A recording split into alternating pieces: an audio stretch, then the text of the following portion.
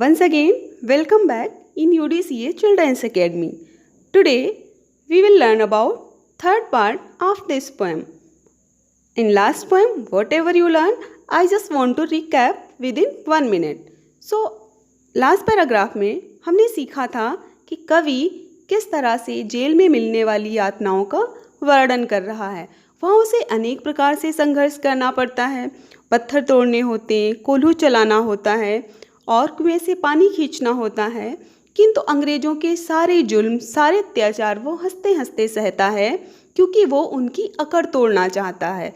वो दिखाना चाहता है कि हम आप तुम्हारे अत्याचारों से कमज़ोर नहीं पड़ेंगे और हम डटकर इनका मुकाबला करेंगे।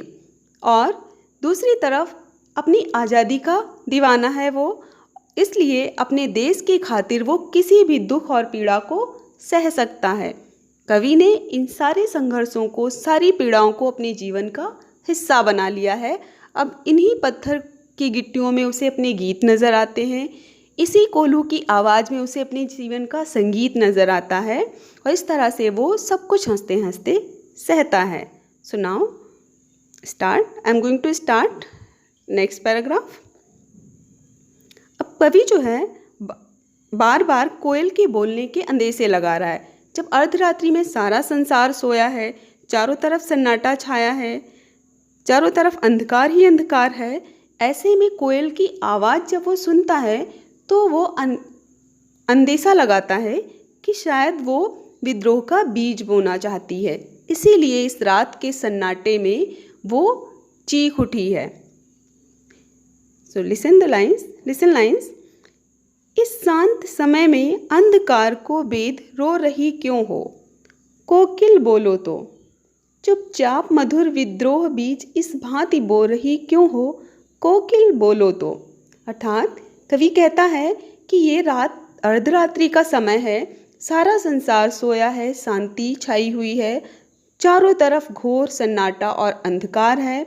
तुम इस अंधकार को चीर कर क्यों रो रही हो, केवल तुम्हारी आवाज़ ही इस अंधकार को चीर रही है। कोकिल बताओ कि तुम क्यों चीख रही हो। चुपचाप मधुर विद्रोह बीज इस भांति बो रही क्यों हो। अर्थात जब सब शांत हैं, सभी सोए हुए हैं, तुम चुपके से रात में सबके मन में कोई विद्रोह का बीज बोना चाहती हो, इसीलिए तुम आधी रात को चीख रही हो। तो इस समय जो वातावरण है वो ऐसा ही है, क्योंकि चारों तरफ अंधकार है, निराशा है, मायूसी है। हर भारतीय के मन में अंग्रेज़ों के खिलाफ विद्रोह की भावना है, किंतु कोई भी खुलकर उसे उजागर नहीं करना चाहता। इसीलिए क्योंकि सब अंग्रेज़ों से भयभीत होते हैं, कोयल रात्रि में आकर चुपके से लोगों के मन में इस दबी हुई विद्रोह भावना को उकसाना चाहती है, उसे उजागर करना चाहती है। तो इसलिए शायद वो अर्धरात्रि में आई है, जबकि सारा संसार सोया है, और चुपके से अपनी मधुर आवाज़ में वो इस भावना को भड़का देना चाहती है। अब देखिए, मधुर विद्रोह इसे क्यों कहा गया है कि चुपचाप मधुर विद्रोह बीज, क्योंकि विद्रोह तो बुराई का प्रतीक है, जिसमें एक दूसरे के प्रति नफरत या घृणा होती है, किंतु साथ में उसमें मिठास या मधुरता दिखाई गई है। क्योंकि कोयल की आवाज़ इतनी मीठी होती है, उसकी जो मिठास है, जिसके कारण सभी कोयल की आवाज़ को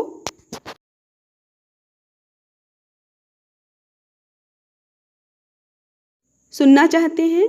और इसीलिए कोयल यदि अपनी आवाज़ में ये विद्रोह की भावना पहुंचाएगी लोगों तक, तो सब उसकी आवाज़ को सुनेंगे और बड़ी मधुरता से वो इस बीज को बोएगी। अर्थात हर किसी के मन में वो विद्रोह की भावना जगा सकती है। ठीक है। सो नेक्स्ट, अब देखिए, इन पंक्तियों में कवि ने जो वातावरण है उस समय का, उसे दर्शाया है कि किस तरह का वातावरण है, किस तरह का माहौल है उस समय।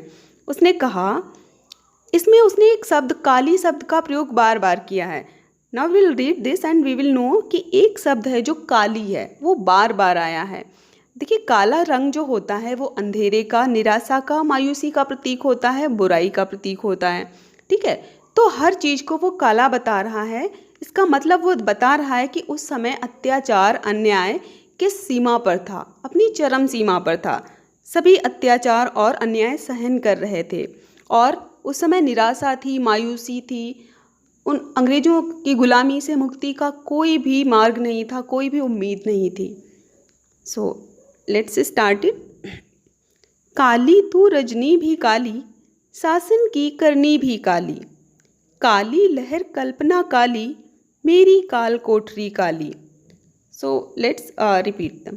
ठीक है, तो हम पहले इतना समझते हैं। कवि कहता है कि कोयल तू काली है और ये रात भी काली। रजनी मीन्स रात, तू भी काली और ये रात भी काली है। शासन की करनी भी काली, और ये जो शासन है अंग्रेजों का, इनकी सारी करतूतें भी काली हैं।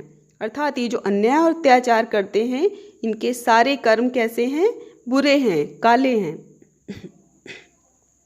काली लहर कल्पना काली,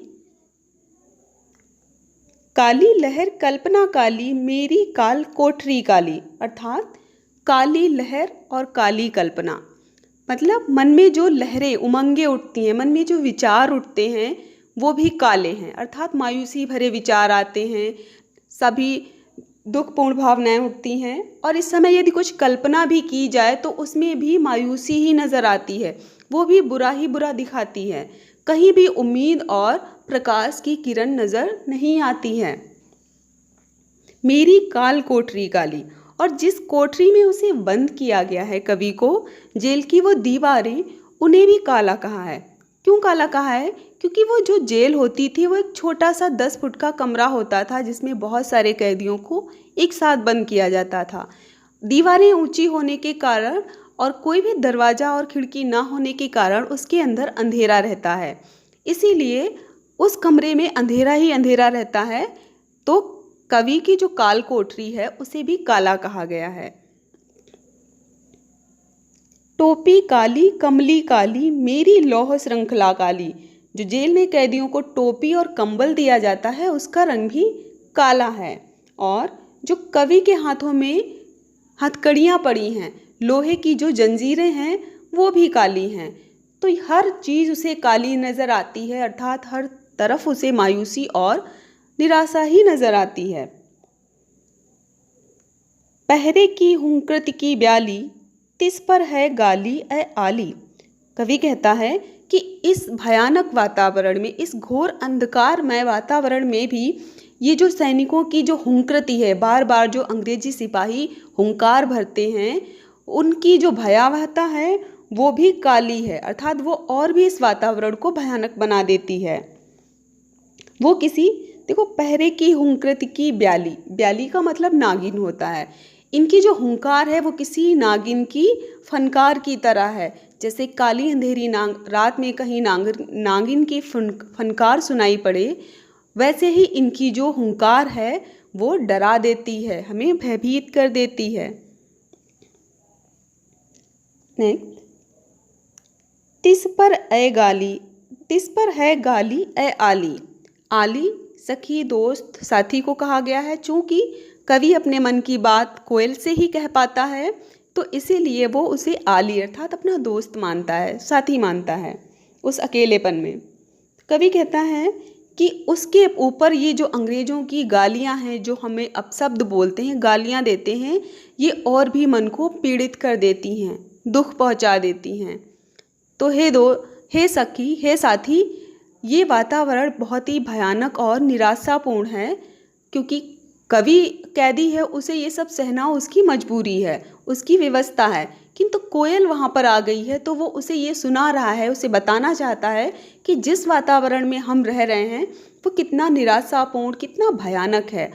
अतः वो उसे ये जताना चाहता है कि वो इस भयानक वातावरण से दूर रहे, क्योंकि वहाँ इतना हर समय खतरा रहता है और इतनी निराशा और अकेलापन है। आगे वो कहते हैं, इस काले संकट सागर पर क्यों मरने को मदमाती कोकिल बोलो तो। अर्थात ये जो संपूर्ण वातावरण है वो किसी काले संकट सागर की तरह है। अब इस वातावरण को काला संकट सागर क्यों कहा गया है? देखिए, इसमें उपमा अलंकार है, इसमें रूपक अलंकार है। ठीक है, काले संकट सागर, इस वातावरण को काला संकट का सागर कहा गया है।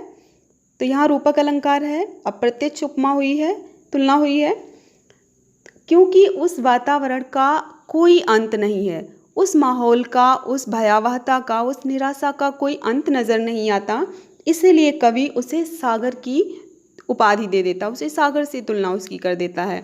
जैसे सागर अथाह होता है, उसका छोर नहीं दिखाई देता, वैसे ही इस भयावहता, इस अंधकार, इस अत्याचार का कोई अंत दिखाई नहीं दे रहा है, इसलिए उसने इसकी तुलना काले संकट सागर से कर दी है।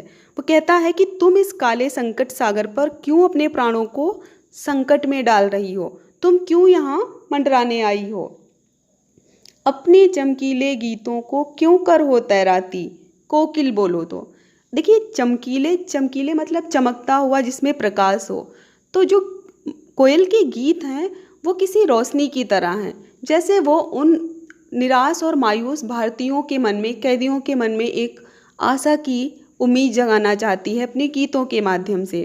इसीलिए कवि ने कहा कि तुम्हारे ये जो गीत हैं, जो आशा से भरे हुए हैं, ये व्यर्थ हैं, क्योंकि ये जो संकट सागर है ये अथाह है, इसका कोई अंत नहीं है।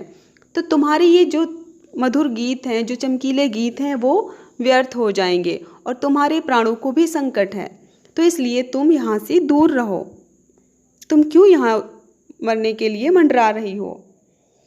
तो इन उपर्युक्त पंक्तियों में हमने जाना कि कवि किस तरह के वातावरण में रह रहा है, किस तरह से वो जो वातावरण है, उस समय का माहौल है, वो कितना भयानक है, कितना निराशापूर्ण और कितना डरावना है, जिसे कवि महसूस करता है, देखता है।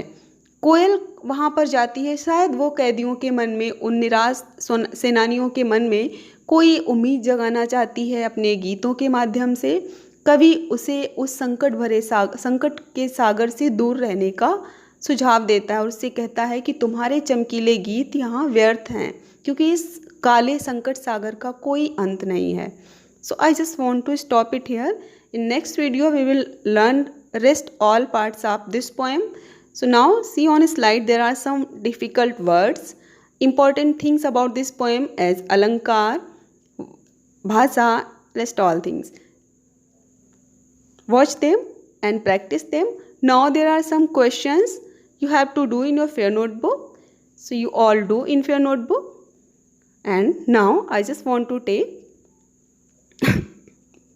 departure. I just want to go and be safe. Stay at home. Take care of yourself. Thank you. Have a nice day.